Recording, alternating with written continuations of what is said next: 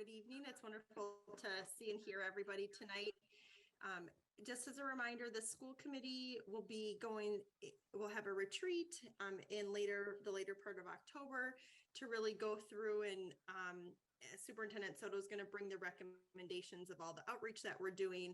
But there's a lot here. So this is about just kind of building everyone's knowledge, not only school committee, but also sharing publicly.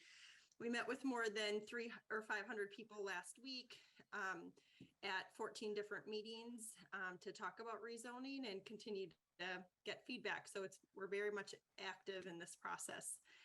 So we can go to the next slide. The scenario development process was really thorough. So beginning in May, especially with the rezoning task force, which Ellie and Gustavo are serving on, which is really fantastic. We developed rezoning guidelines. We knew that we'd be making difficult decisions. So how would we go about making the decisions? And then we determined which guidelines were most important, and they receive like more weighted, like a higher amount of weight when we evaluate the scenarios. And then the cabinet team looked at a variety of scenarios from A to O. So I think that's 14 or 15 scenarios, and decided on the best 3. Then we worked with the AppGeo consultants who are expert in like GIS and information system, geomap coding, stuff I'm not smart enough to know how to do. And for the favorite 3 scenarios, we analyzed anywhere between 3 and 6 maps for each scenario to try to get the best balance of demographics and enrollment based on those rezoning guidelines. Then we identified the rezoning working group, identified the best map for each scenario. And then we evaluated each scenario and map against the guidelines. I took the initial cut out that and then reviewed it and refined it with cabinet members. So it's been a process that's been really thorough. Next slide. Aaron. Oh, sorry, can you hear me? 1 second, please. Aaron, Sure. Here's 1 minute. All right, I think it worked.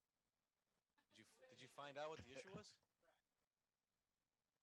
Don't move. We were hearing a lot of static, Aaron. I don't know that it was on your part. I thought we had the mic on, but okay. So Aaron, I was actually she got to start from the beginning. Okay. I'm just kidding. No. I'm just kidding. Okay, like I will. Sorry for everyone I'm online. joshing you. Ha ha ha. Love it. Good play on My words. dad joke number 1 right there. I'm hoping we can get to 3 by the end of the meeting. I do see Miss Brunel's hand. Would you like to chime in with something, Erin? Oh, I'm sorry. That was just regarding the school building committee update. Sorry, I tried to get in before you, but I didn't want to interrupt you.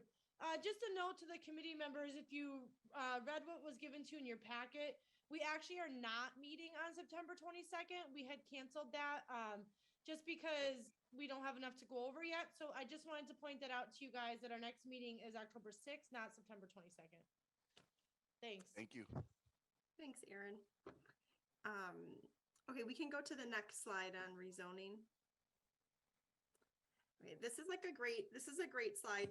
So I would encourage printing it out if you need to refer back to something. So these are the 3 scenarios, and you'll see across all scenarios, we have 6 elementary schools and 2 middle schools. And we're thinking about what life looks like in 2026. Because remember, with building a new PEC, we can't be in the building when it's being built. The different scenarios have a different number of pre-K or schools that will have pre-K, and that's just based on space available. The tightest schools will be Ian White and McMahon in terms of not potentially having space for pre-K. And then you see where dual language and elementary school is located in each scenario.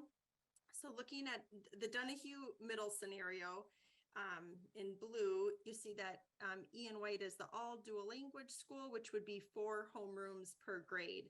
Currently, there are two dual language homerooms per grade. So basically the Metcalf students would primarily, but not necessarily all, be moving over to Ian White. And then Kelly would become a half dual language school, partial dual language. So they'd have some dual language classes and some English only classes.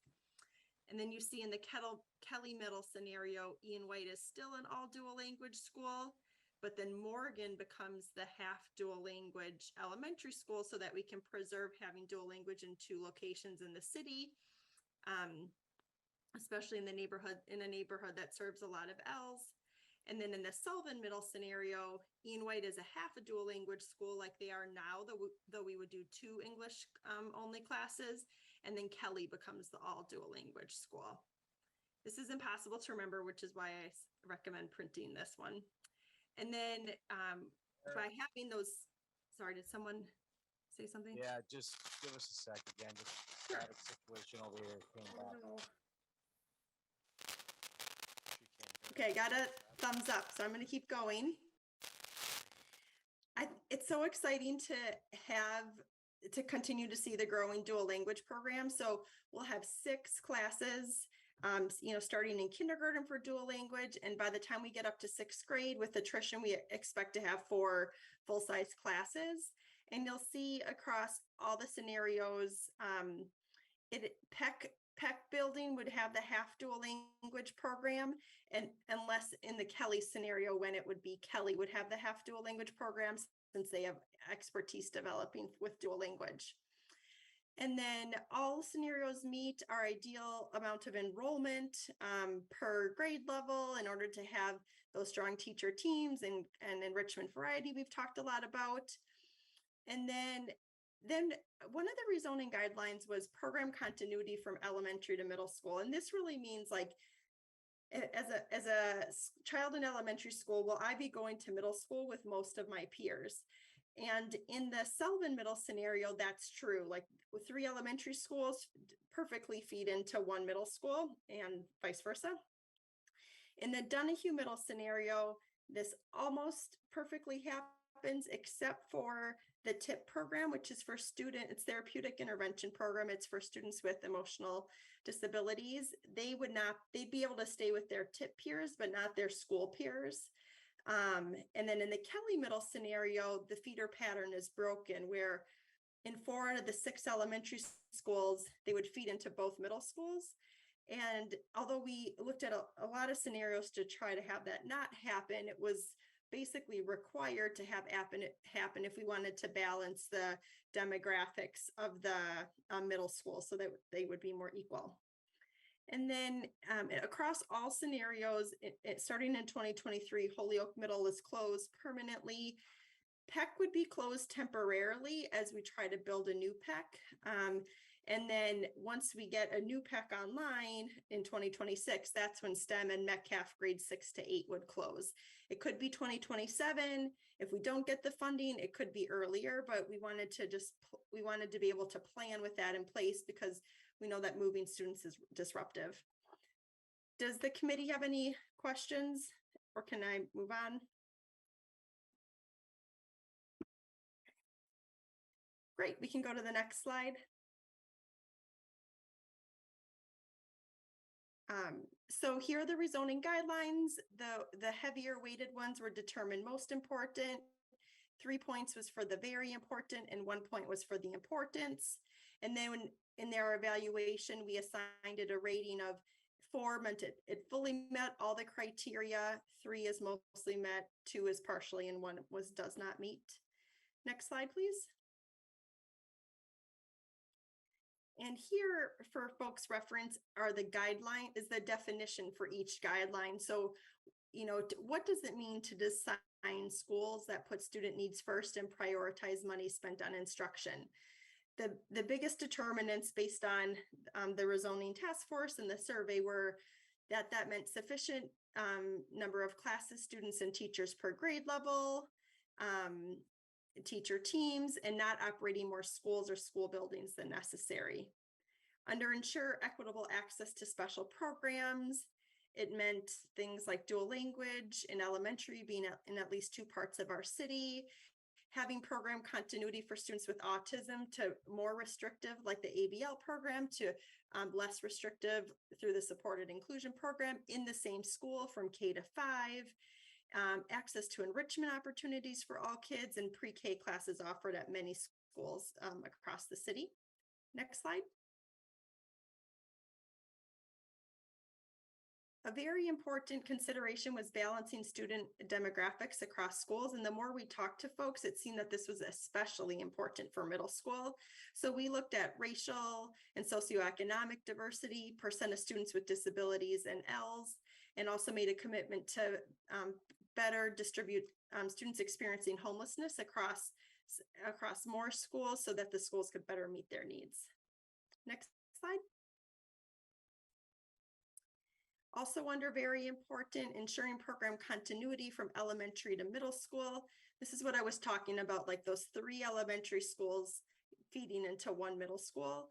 Other pieces that were this were students in separate programs having access to inclusion opportunities, and pre-K classes being located at like if you for like the ABL pre-K classes being at the schools that we're going to have ABL services K to 5 to the extent possible. Ms. Brunel? Yeah, so just a question about the ABL. So I was speaking with a para today, and they were under the assumption that all ABL was going to go to one school. And I didn't feel like that. Well, I'm hoping that that wasn't accurate, because I mean, we're always trying to be more inclusive, not exclusive. So to me, if they all went to one school, it wouldn't seem right. So I don't, I'm assuming, correct me if I'm wrong, that they wouldn't necessarily be all going to one school, right? That's a terrific question, Erin. So definitely, like across all of this, like we had to plan with the students that we have in separate programs now, but as you know from being involved, the strategic plan does push for more inclusion opportunities. So if your child has autism, it doesn't necessarily mean they're going to be just at 1 or 2 schools. Right now, the majority of the students served in the ABL program K to 5 are all at Donahue school, which is why it has a rate of, one of the contributing factors to having a rate of 40% students with disabilities. That when you have that many ABL classes in one school, we're finding it limits the inclusion opportunities. So Cabinet and based off feedback over time from Donahue, made the decision to have ABL and SIP services at 2 different locations. And but Donahue would still be one of the locations. In the Donahue middle scenario, it would be for middle school. Otherwise, it's for elementary. And then at the middle school level, ABL services, since the school is much bigger, would just be at 1 school. Okay. And then another point that we got into discussing is that we're not screening kids in preschool and kindergarten. And that's really setting some kids behind on getting the services that they would need. So this is probably a side conversation I should have with Anthony, but it just came up today, and we're kind of in that topic now. So I'd like to know a little bit more about, I guess we decided that the year before last as to why, and are we speaking with our team about that?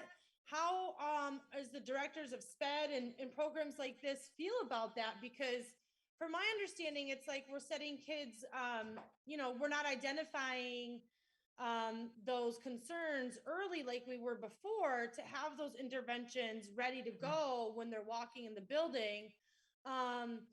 Even to the fact of, we're just losing time, basically, right? That those students are losing time because we're not having them screened to have their needs met right away. So I don't know if that now is a good time to discuss that or not, but I know it plays into this program. So I just was curious as to why we're not doing that.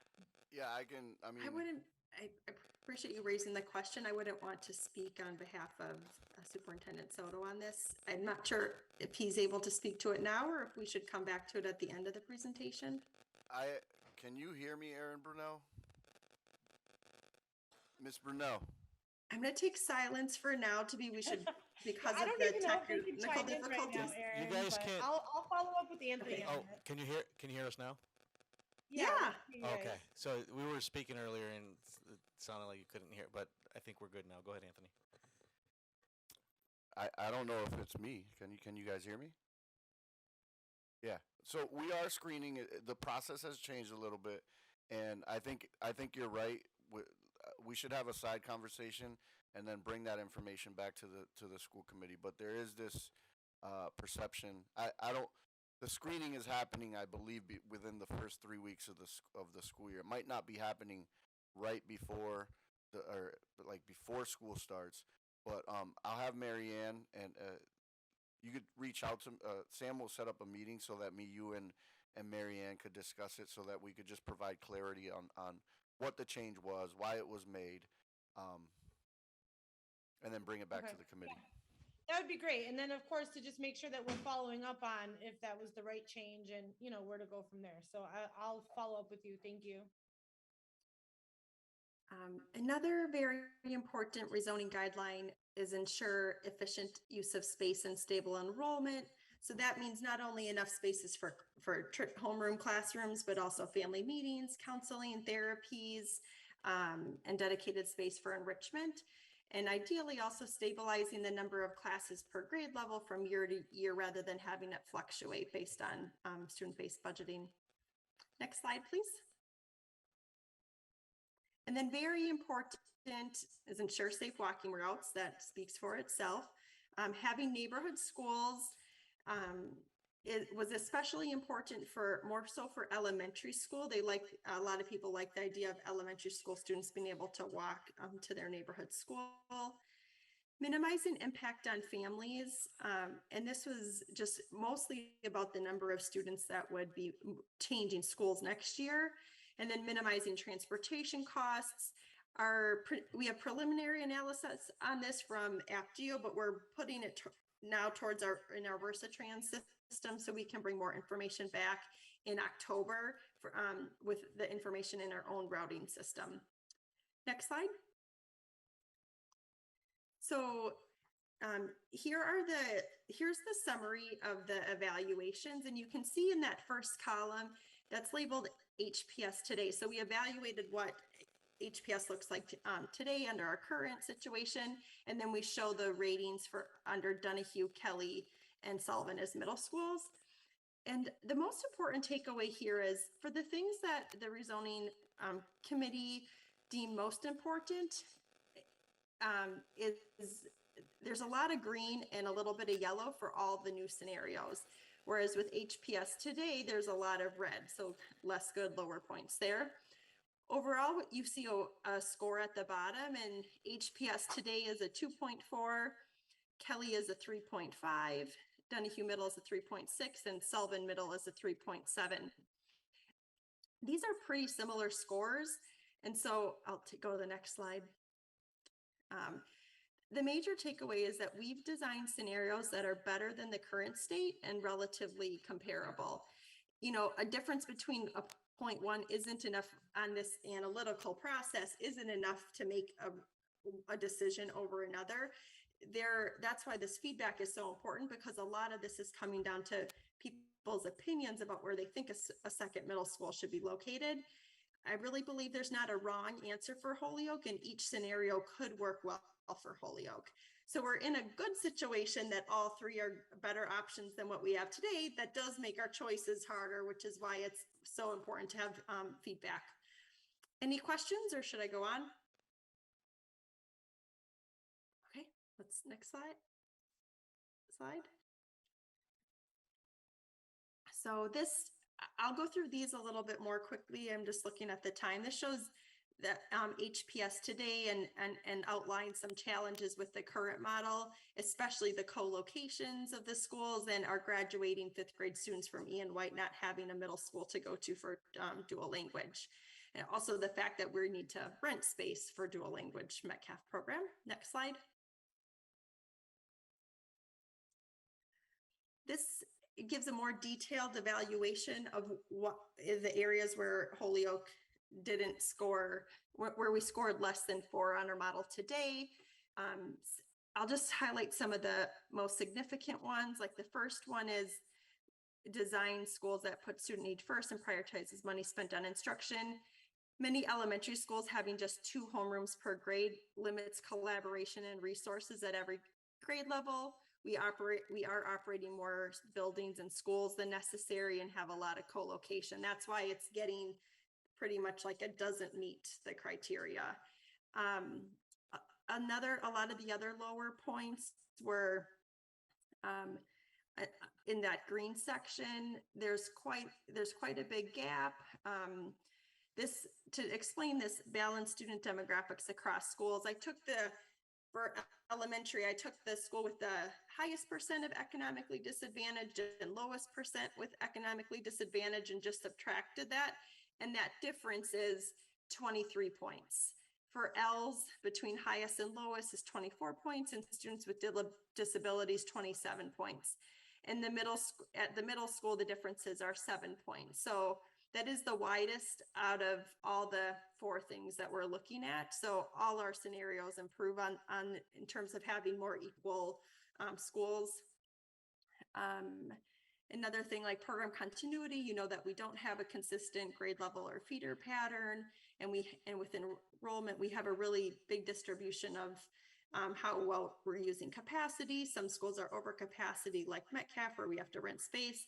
Other schools have a lot more extra classes or might just have like 160 kids.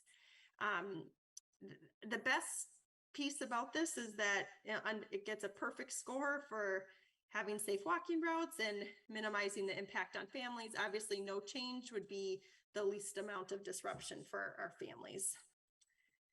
Next slide. And this just shows the map for folks' reference of what it looks like today with the zones. Next slide. Now we go into this part where I have 3 slides per each scenario, and I'll spend more time on this first Donahue Middle scenario.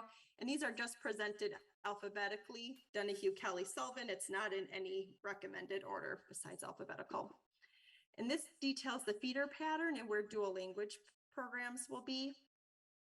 And if you look over at the left-hand side of the slide, it shows what it would look like from fall 2023 to spring 2026.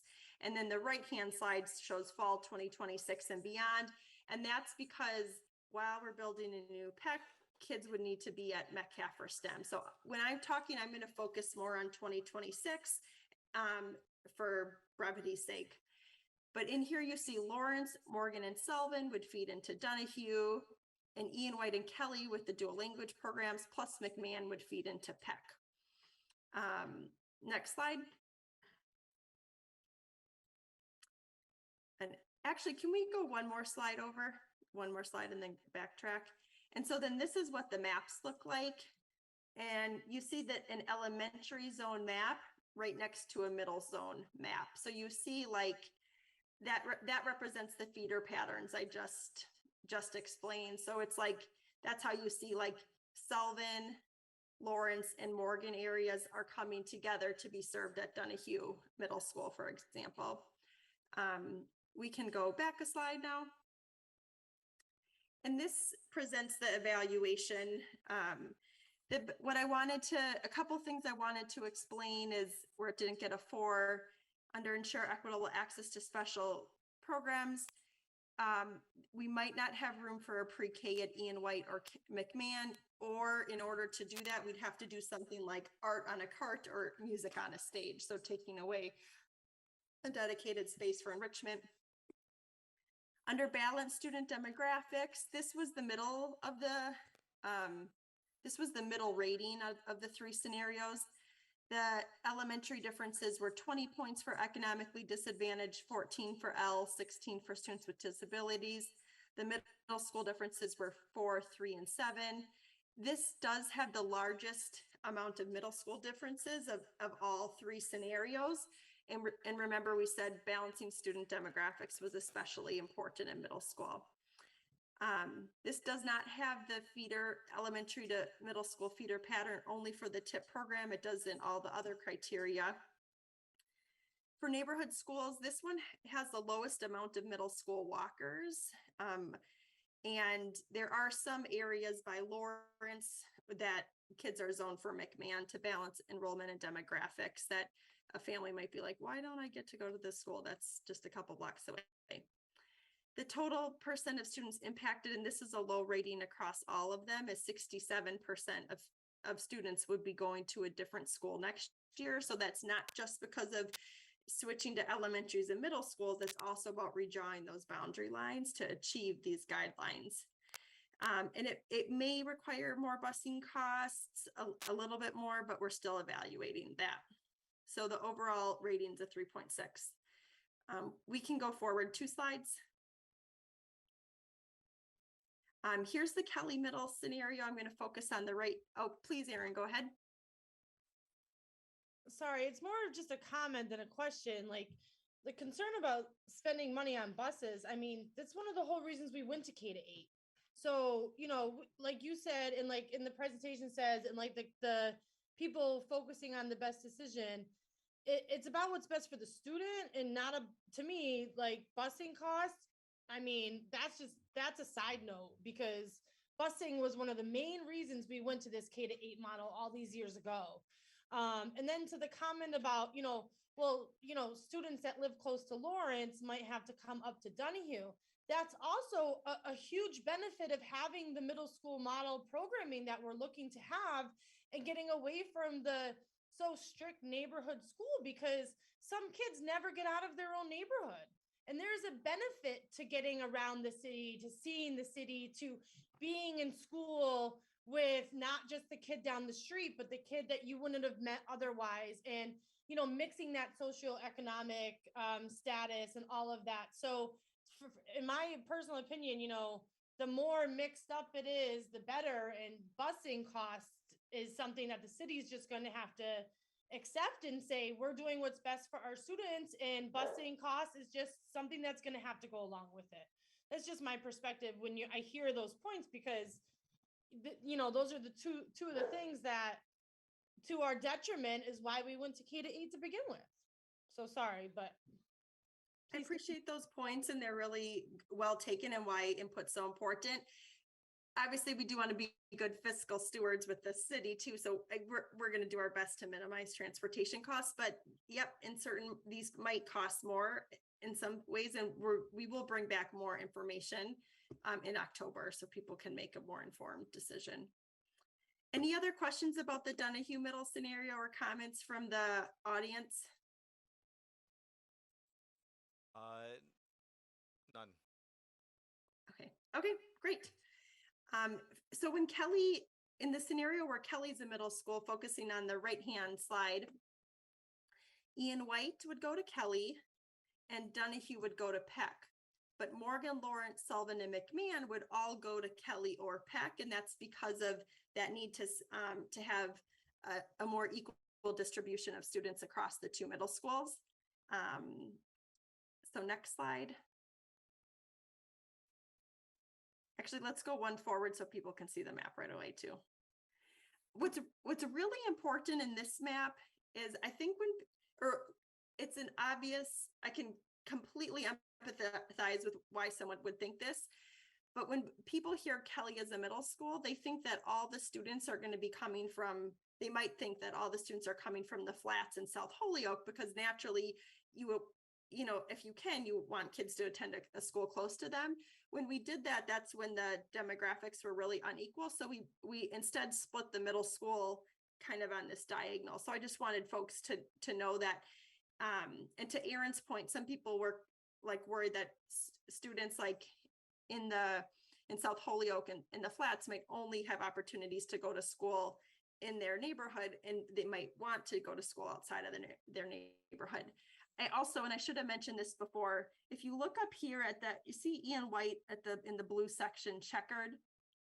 When Ian White or Kelly is an all dual language school, we still wanted to give families in really close to that school preference for attending it, and otherwise, but they don't have to attend the dual language program. So if you're in those 2 zones right by Ian White, you could attend Ian White for dual language, or if you didn't want to be in dual language, that's when you would go to Sullivan. So that's how it's explained in the other 2 maps too.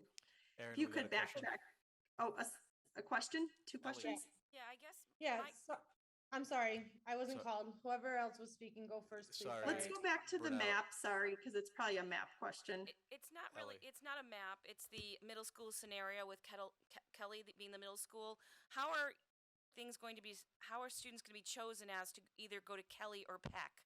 Since there's no clear-cut direction, it seems like it's somehow going to be decided. Oh, So if you great go- question, Ellie, and I'm sorry for not explaining that clearly. Do you see like, okay, I wish you could see, you, like, I wish you could see my arrow, but it's, if you live in, if in the purple area, if you live in any of those neighborhoods, you're zoned for Kelly. So some of the purple area, for example, kids are coming from Sullivan, but some Sullivan kids also will go to Peck. So it's based on your address. So it's still zoned. Yep. It's, Yep. yeah, it's still zoned. It's just like, it's just not that all kids from one elementary school go to one middle school. And like I said, these maps are draft, like in the November timeframe, we could refine these, but after, for like each scenario, like I said, we looked at like 3 to 6 options or 4 to 6 options. And this was the one that the working group thought was best. And as a reminder, the working group is city employees, district employees, and school employees. So Brunel. Thanks. So I don't know which middle school option I support yet, but I definitely support the dual language being its own identity, right? And whether or not that ends up being Kelly or Ian White, the same concern is going to come up. So you said that kids in that zone would get to choose Ian White if it's the dual language, but the dual language has to have equal opportunity throughout the city, no? So we can't just default to too many kids within that zone, whether, like I said, whether it's Kelly or Ian White, right? We can't have it so that a kid that lives, nowhere near that zone is less likely to get in on that lottery system because somebody who lives next to it wants to go to the dual language program. So I just see that as something, obviously we'll continue to discuss. I just wanted to put forth my note on that thought while it came up. Thank you, Erin. Yeah, we've definitely talked about that a lot. And I do just want to reassure people that there still would be a lot of space available for citywide, even though there was that neighborhood's preference if you lived right next to Ian White or Kelly. But yeah, that's a trade-off. So people, if you didn't like that preference, you could also note it in our survey or comments, not you, Erin, but someone else could reach out to us and let us know that. Now, if we could go back a slide. So although this was the lowest rated of the scenarios, it's still rated green. So it's a very good option for Holyoke. The ensure equitable access to special programs, perhaps no room for pre-K at Ian White or McMahon. Even if we did make room, it would probably just be one classroom. And that's because the McMahon building is very small. It's only 21 homerooms, where all the other schools are 26 plus homerooms, except for Metcalf, which is super small. And then also if Ian White's an all dual language school, to have 4 homerooms per grade makes it a little tighter. The balanced student demographics across schools. This had the largest elementary school difference in race and economically disadvantaged of all 3 scenarios. But the middle school differences were less. This got the lowest rating for ensure program continuity because of what we've been talking about, where at 4 of the elementary schools, you would go to 2 different middle schools. And then it didn't receive a perfect rating for ensure safe walking routes, because some people have voiced that if there's the most number of walkers from Kelly, a middle school, then that could make potentially some arguments could happen in the community on the way home from school. Once again, some students by Lawrence, close to Lawrence, would go to a different school, and the total percent of students impacted to 67%, just like the Donahue middle scenario. And then our early analysis says that perhaps 2%, actually fewer students would be eligible for busing than currently are. And sorry, I forgot the E on that. Any questions on the Kelly middle scenario? No questions. Okay. Okay, we'll go to the Sullivan one. So skip ahead 2 slides, please. Okay, in this one, looking at the right, Donahue, McMahon, and Morgan. Aaron, I got a question. Sorry. Perfect. Mr. Callamore.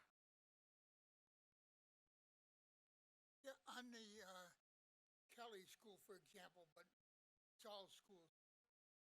Parents' involvement in going to their neighborhood school to talk to the principal, talk to a teacher, or something like this. Uh, what happens now? Parents don't have that access to get to up to Donahue or up to. Yeah, I'd like. So that's a great point. It came up at several meetings. What most people have expressed is that having access to your school in your neighborhood close by is more important in the elementary grades than it is at the middle schools. That's what we've heard with families, but we also understand that in a scenario where Kelly becomes a middle school, that moves like those elementary families to another school, which could be a barrier in transportation for the younger students. So that's just something that we need to problem solve. We have vans, for example. Right now they're parked on the Dean campus. There's 4 of them. But when we move to this middle school model, maybe we have a van at both of the middle schools so that families having trouble accessing it, maybe our family engagement coordinator or a staff member at the building could provide easy access to families. So we haven't fully solved that, but thank you for bringing it up because it has come up at several meetings, and we just need to think about that as we move forward. Thank you. Thank you, Linville? Mr. Collmore. Go ahead. In the Sullivan middle scenario, Donahue, McMahon, and Morgan go to Sullivan, whereas Lawrence, Ian White, and Kelly with the dual language schools go to Peck. Let's skip ahead 2 slides. So you can see how the maps changed a little bit. And to this point, the Kelly dotted line situation here means that there's preference for students in those 2 zones to get dual language at Kelly. And if they choose not to have dual language, then they would be going to Morgan. Next slide. Oh, actually, no, it's probably, yeah, it's that one. Perfect. When Sullivan's a middle school, it gets the highest ratings overall. Let me explain the ones that don't get full points. Balancing student demographics across the schools. This is relatively the highest. So it mostly meets the criteria. Sorry. At elementary school, the difference in economically disadvantaged is 18 points, 19 points for Ls, 17 points for students with disabilities. And for middle school, it's no difference for economically disadvantaged, 6 points for Ls and 3 points for students with disabilities. This, out of the 3 scenarios, this is the largest difference in school, the spread for students with who are English learners. But the really good news is that it's the higher rates of students who are English learners are actually at the dual language school, which is a great program to serve their needs. So it's kind of the best. It's like close enough, but when in doubt, it's more kids at the dual language program. So that's a good thing overall.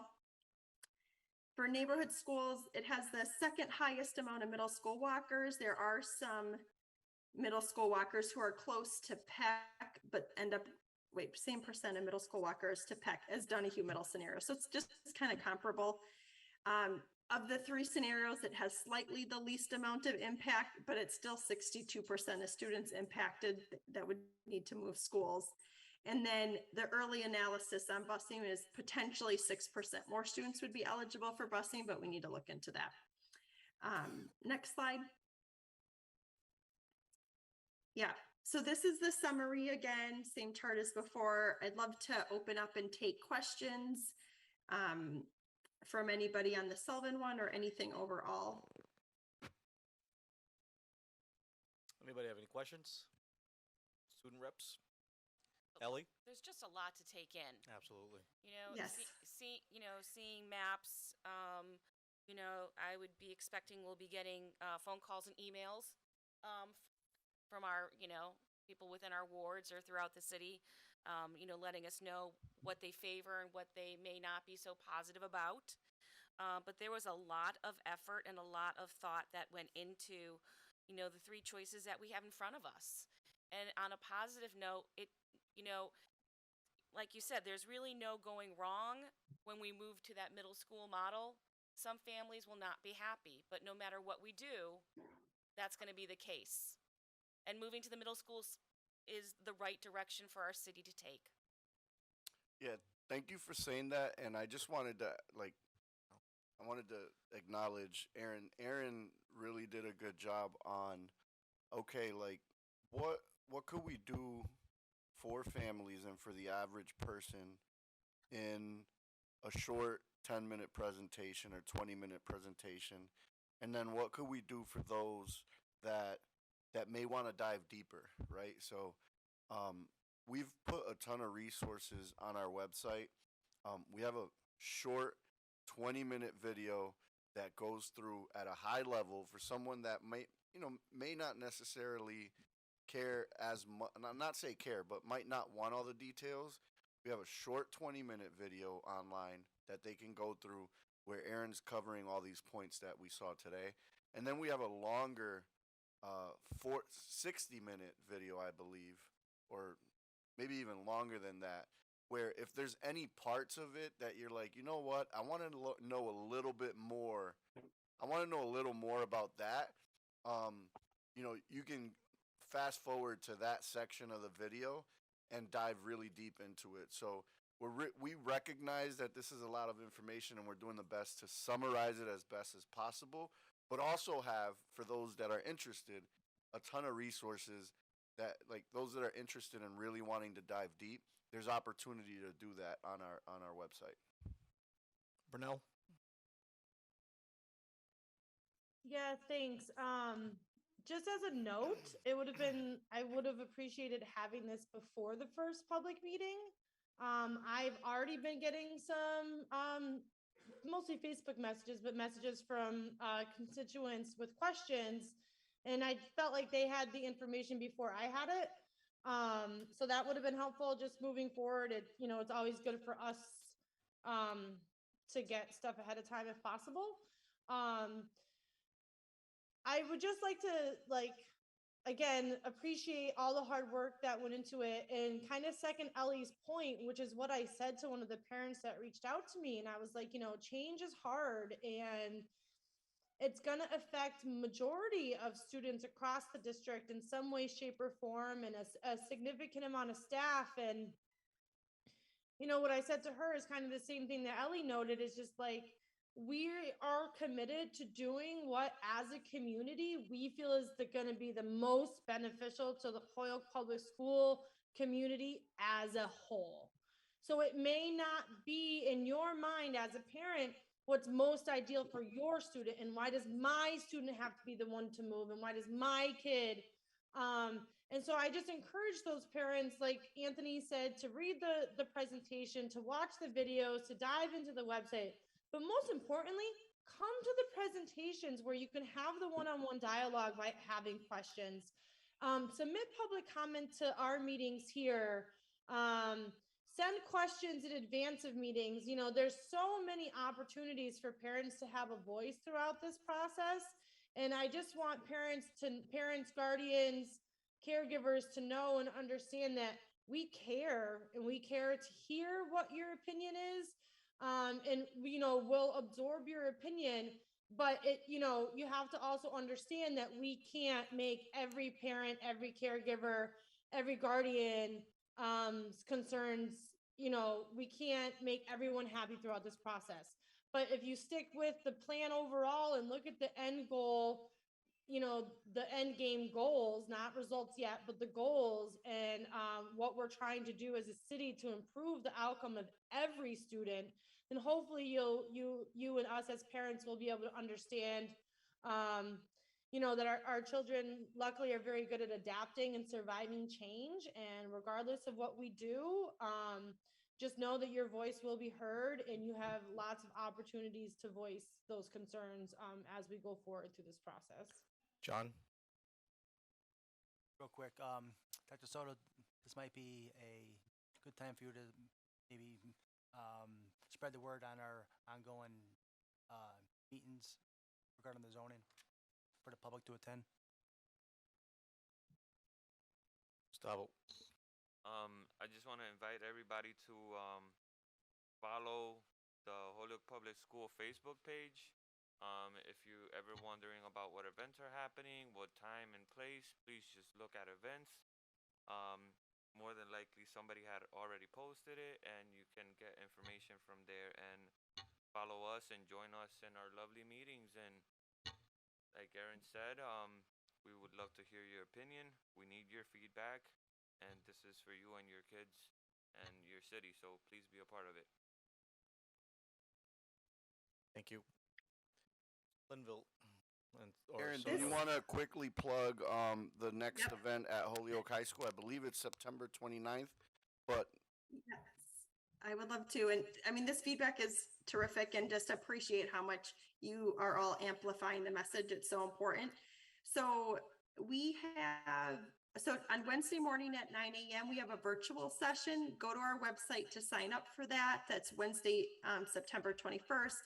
Then our in-person session, our next one is on Thursday, September 29th at 5:30 at Holyoke High School, with free buses from Donahue and Sullivan around 5 o'clock to bring you there, food, childcare by the YMCA, and Learn in Motion for fun activities for kids, and interpretation. At the Kelly meeting last week, we had 50 adults and 60 families with rave reviews from the kids.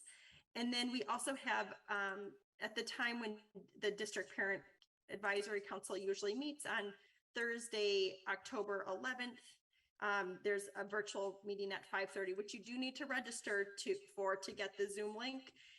Also, based on the feedback from the rezoning working group or task force that met last Monday, including Gustavo, talked about, like, as people are talking about which school should be the middle school, people would like perhaps the visual of what it looks like. So our communications team is putting together like a photo diary, for lack of a better word, photo video, that should be available at our website by next Monday at the latest. And then we're also hosting tours at 4 o'clock at the schools, at each of those 3 schools next week, to show up in the lobby. The exact dates will be in the Holyoke Update, which is our family newsletter. And if you don't get that Holyoke Update, but you want it, email us at communications@hps.holyoke.ma.us. And then there's also a survey open for all stakeholders through October 13th. And we're going to really start pushing that next week. So if you haven't gotten it yet, don't worry, you're going to be reminded to take it a lot. So thank you for everyone who has participated, and we can't wait to see more people involved too.